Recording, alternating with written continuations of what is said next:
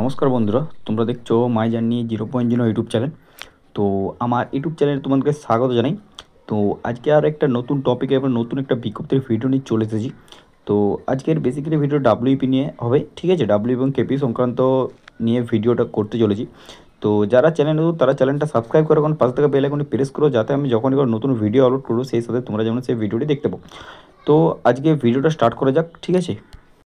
তো আজকে কিছুজন ছেলে এবং মেয়ে তোমাদের জন্য পিআরবি বোর্ডে ডেপুটেশন দিতে গিয়েছিল। আজকে ডাব্লিউপি ও কেপির যে যৌথ মঞ্চ রয়েছে, সেই মঞ্চের যারা অ্যাডমিন রয়েছেন সেখান থেকে কিছুজন ডেপুটেশন দিতে গিয়েছিল এবং কিছুজন ছেলে এবং মেয়েও ডেপুটেশন দিতে গিয়েছিল। তো তাদের নাম আমি মেনশন করছি না, ঠিক আছে। তো তাদের জন্য তাদেরকে অনেক ধন্যবাদ, এবং যারা যারা ডাব্লিউবি এবং কেপি ক্যান্ডিডেট আছো, ঠিক আছে, তারাও তাদেরকে ধন্যবাদ এবং জানাবেন তাদেরকে, ঠিক আছে। কারণ প্রচুর রোদ বৃষ্টি, ঠিক আছে, এত গরম থাকা সত্ত্বেও তারা তাদের নিজের হকের লড়াই লড়তে তারা সেখানে গিয়েছিল।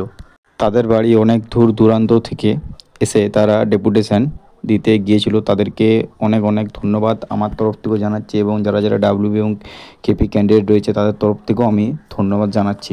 তো আমি রিকোয়েস্ট করছি এই ভিডিওটা সব ক্যান্ডিডেটকে শেয়ার করো, কারণ তাদের জন্যে এই ভিডিওটা বানানো, কারণ তাদের জন্যে ওরা এত কষ্ট করে গিয়েছিল। তো সেই জন্য বলছি, যারা যারা ডাব্লিউ এবং কেপি ক্যান্ডিডেট রয়েছে তাদের যেমন সকলে এই ভিডিওটা দেখো, এবং সকলে এই ভিডিওটা দেখে তারাও তাদেরকে ধন্যবাদ জানাও।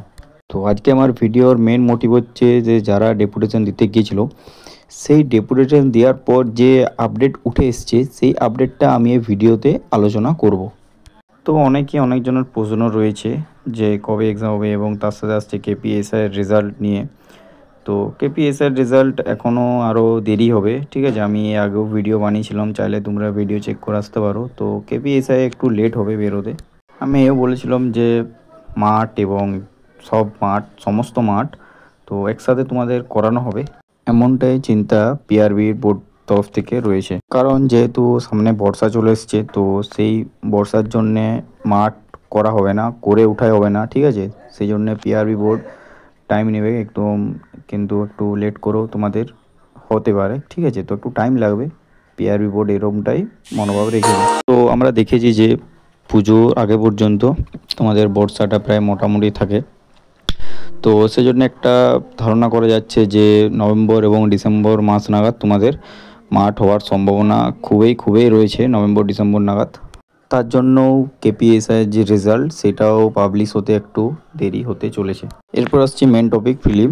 তো সেই এক্সামটা তোমাদের কবে হতে পারে এবং কবে হতে চলেছে সেটার কি আপডেট আছে।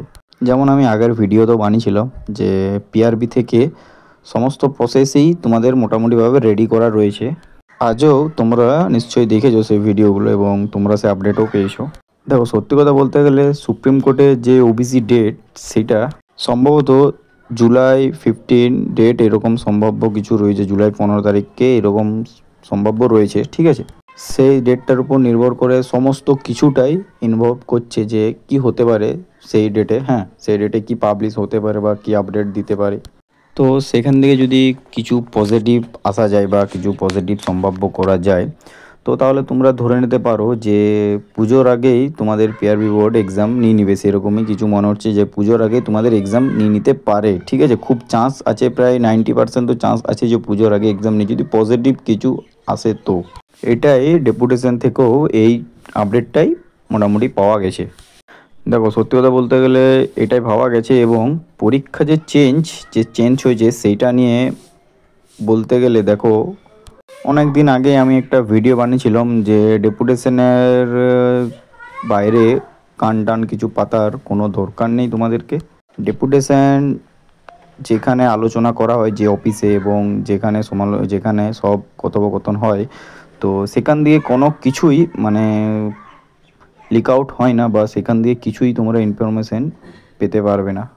ওখানেই থাকে, কোনো একটা লিক আউটের কোনো সম্ভাব্য নেই বললেই চলে না।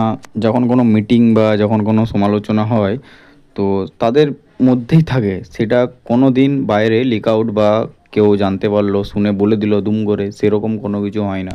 তো যাই হোক, আজকে যে মেন কথা বা যেটা আমি তোমাদেরকে আগেও বলেছিলাম, যে কথাটি মেন যে টপিকস এখনও বলছি, যে মেন টপিক সেটা আমি জাস্ট তোমাদের ভিডিও বানিয়েও বলেছিলাম, বাট এখন আমি বলছি যে মেন টপিকটা হলো যে বায়োমেট্রিক ব্যাপারে, যে অনেক কিছু পরিবর্তন হতে পারে বা অনেক কিছু সিকিউরিটির পরিবর্তনও হতে পারে, ঠিক আছে, অনেক সিকিউরিটি থাকবে। তো যখন তোমরা এক্সাম দেবে তখনই তোমরা বুঝতে পারবে যে কী পরিমাণে সিকিউরিটিটা হতে চলেছে। তো আর একটা টপিক নিয়ে কথা বলবো, যে এসআই ব্যাপারটা নিয়ে। তো এটা বলা উচিত নয়, তাও আমি তোমাদেরকে বলছি, কিছুটা হলেও মানে চেঞ্জ হওয়ার আওয়াজ আসতে পারে বা সম্ভাবনা রয়েছে। যেটা কেপিএসআই বলো বা ডাব্লিউপিএসআই যে মেন রয়েছে, দেখো গতানুগতিকভাবে যেরকম হয় সেরকমই তোমাদের হতে চলেছে, তোমাদের সেরকম কিছু পরিবর্তন হচ্ছে না। সিলেবাস বা কোনো কিছু সেরকম কোনো কিছু পরিবর্তন হচ্ছে না, জাস্ট পরিবর্তন হবে তোমাদের এক্সাম প্যাটার্নটা জাস্ট চেঞ্জ হবে, ঠিক আছে, সেইটাই সম্ভাব্য রয়েছে। এক্সাম প্যাটার্নটা তোমার জাস্ট চেঞ্জ হবে।